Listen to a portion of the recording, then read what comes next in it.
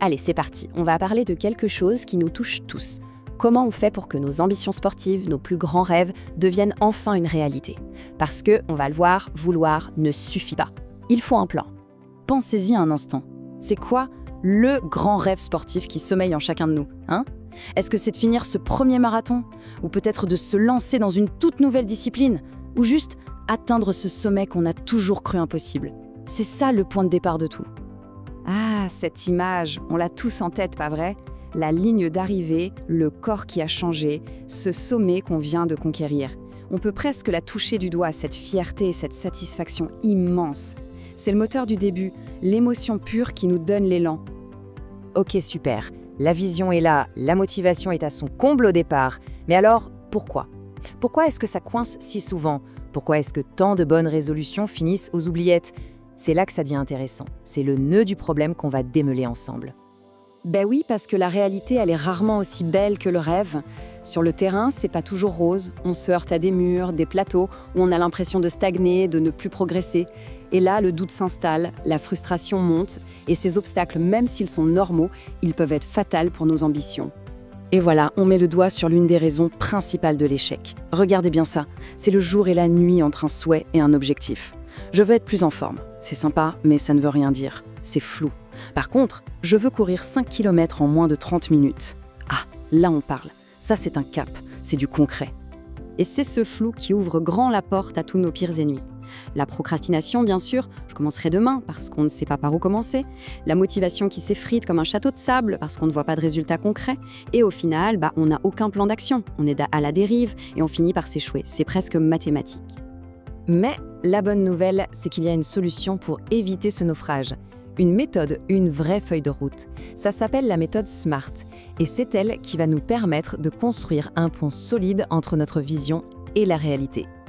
Attention, ça, ce n'est pas une formule magique sortie d'un chapeau. C'est du solide, une approche qui a fait ses preuves.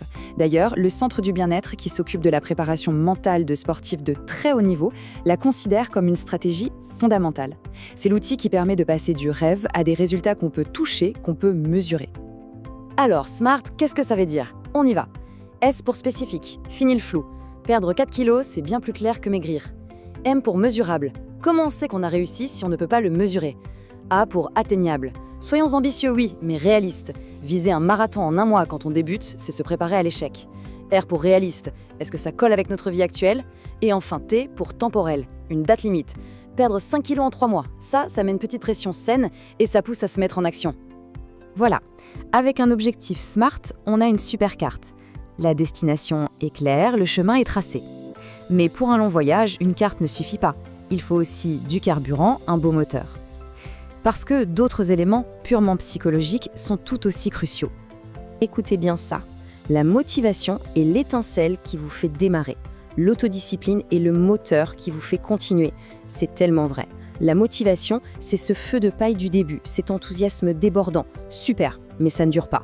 L'autodiscipline, elle, c'est ce qui prend le relais quand l'étincelle faiblit. C'est elle, la vraie clé du succès à long terme. Imaginez vraiment l'autodiscipline comme un muscle. Plus on le travaille, plus il devient fort. C'est ce muscle qui nous sort du lit quand la motivation est en vacances. C'est lui qui nous fait enfiler les baskets quand le canapé nous supplie de rester. C'est la discipline qui garantit la régularité. Et sans régularité, pas de résultat. Et ce fameux muscle, il a besoin d'être nourri. Et son carburant, c'est un mental positif. Regardez, ce qui compte le plus et de loin, c'est de célébrer les petites victoires. Chaque pas compte.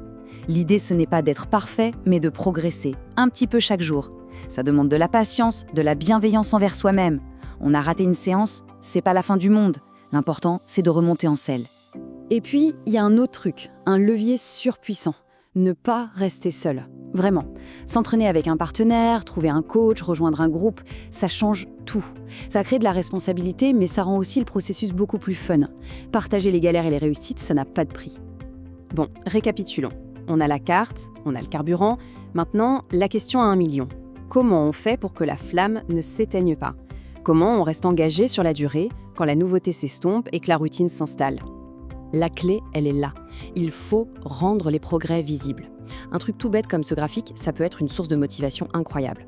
Tenir un petit carnet, noter ses temps, son poids, ses sensations, ça rend le chemin parcouru concret, tangible. Et dans les moments de doute, quand on a l'impression de stagner, on regarde en arrière et on se dit « Ah ouais, quand même, c'est hyper puissant ». Donc, pour résumer, voilà le plan de match ultime. 1. On définit un objectif SMART, bien clair, bien précis. 2. On travaille son muscle de l'autodiscipline, jour après jour. 3. On cultive un état d'esprit positif, on est indulgent avec soi-même.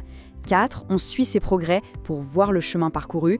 Et 5. On trouve du soutien, on ne fait pas ça tout seul dans son coin. C'est un système complet.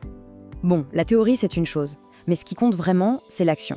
Alors la vraie question, c'est celle-là. Pas demain, pas la semaine prochaine, maintenant, aujourd'hui. Quelle est la toute première petite action, aussi minuscule soit-elle, qu'on peut poser pour se mettre en marche vers ce grand rêve? Parfois, c'est juste cette toute petite première décision qui change absolument tout.